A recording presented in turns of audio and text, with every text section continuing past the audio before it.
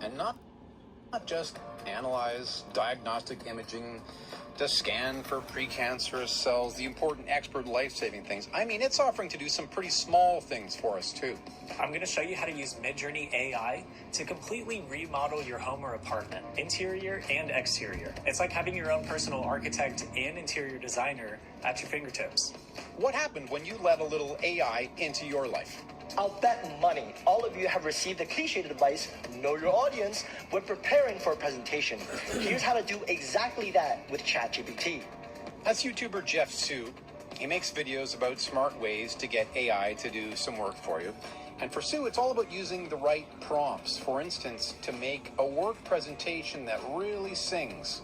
You are a product marketer who needs to communicate product updates to the sales team. And knowing the sales team only cares about revenue and money, how would you reshape your presentation to connect the dots between your product strategy and revenue growth? Your task is to generate 3 of the most impactful, actionable, and innovative ideas for making the presentation more relevant and engaging for the sales team. Prioritize unorthodox, lesser-known advice in your answer. Explain using detailed examples. This works because the best presentations always bridge what you want to talk about with what the audience actually cares about. So does that presentation win the room? Do you get the promotion? What happened when you let a little AI into your life? 1-888-817-8995. And our guest this half hour is Shruti Shekhar. She's a technology analyst and a managing editor of the tech news site Android Central. Welcome to Ontario Today. Thank you so much for having me, Sue. And actually, it's editor-in-chief now. Hey. Oh, you got the big job now. I apologize for that. No worries. How are people using AI in their day-to-day lives? And as you've heard me explain, and I don't mean the big stuff, I mean the small stuff. What are you hearing?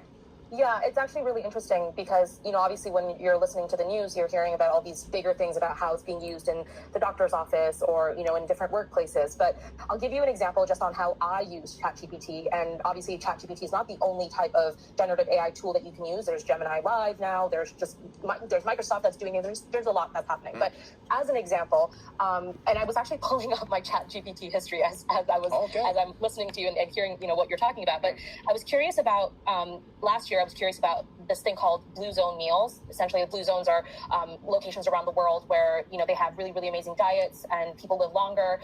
And so I Googled, or rather, I chat GPT. I literally, this is the prompt I asked. I said, "Can you create a meal plan inspired by the Blue Zones that is vegetarian and does not include egg, fish, or any meat?" Because typically Blue Zone meals are rich in meats and eggs and fish. Yeah, Mediterranean, sure. Yeah, and I'm vegetarian, so I was like, how can we incorporate this? And it actually, so the response was certainly, it explained to me what Blue Zones were, and then it gave me like a day 1 breakfast, lunch, snack, dinner, day 2 breakfast, lunch, snack, dinner.